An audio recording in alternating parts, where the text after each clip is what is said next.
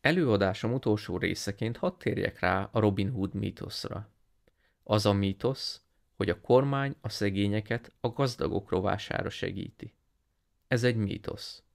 Sok kormányzati program pedig ilyen üzenettel lépett életbe. De mi lett a valóság?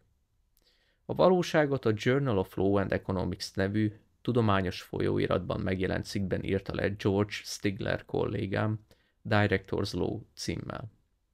A cikk szerint a kormányzati programok szinte kivétel nélkül a közepes jövedelműek javát szolgálják, a nagyon szegények és nagyon gazdagok rovására. Ez most furcsának tűnhet, de hadd magyarázzam el először, miért logikus ez. Logikai szinten olyan a politikai rendszerünk, amelyben a törvényeket az emberek 51%-a javára hozzák, szemben az emberek másik 49%-ával. A törvény elfogadásának útja tehát az emberek 51%-át lefedő koalíció létrehozása. Elsőre tán gondolhatnánk, hogy vagyon alapján az alsó 51% fogja majd az érdekeit képviselni a felső 49% ellenében. Azonban ez nem túl hatékony módja a koalíció létrehozásának. Miért? Mert azok az emberek, akik alul vannak, általában sokkal kevésbé ügyesek a politikai tevékenységben, éppen azon okok miatt, amely miatt gazdasági skálán is alul maradnak. A gazdasági skálán például olyan okokból vannak a legalsó helyen, mert alacsony a végzettségük vagy képességeik, alacsony a vállalkozói tehetségük, vagy sajnálatos módon fogyatékkal élnek, vagy diszkriminált csoportba születtek.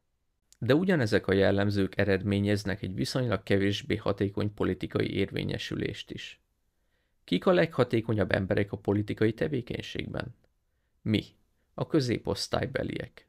Mi vagyunk az írástudók, mi vagyunk az emberek, akik az újságokat írják, mi állítjuk ki a jelölteket is.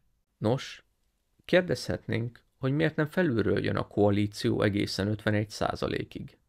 A válasz az, hogy az emberek a csúcson azok, akiktől sok pénzt kaphatunk adók formájában, és érdemes néhány százalék szavazatot áldozni az adóalap jelentős növeléséhez. És ezért a logikailag legészszerűbb koalíció az emberek 51%-a, amely az alsó középosztálytól a felső középosztályig fut, és elhagyja a nagyon gazdagokat a tetején, és a nagyon szegényeket az alsó részen. Ez nem mindig működik így. Néha a nagyon gazdagok képesek arra, hogy a pénzüket hatékony koalícióra használják fel, de az eloszlás legtöbbször így alakul.